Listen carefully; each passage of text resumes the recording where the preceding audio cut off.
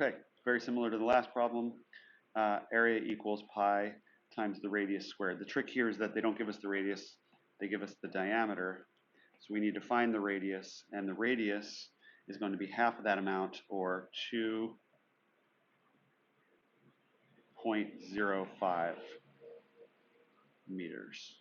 Okay, so when we fill that in, we say pi times 2.05 meters squared, or 2.05 times 2.05 is 4.2025.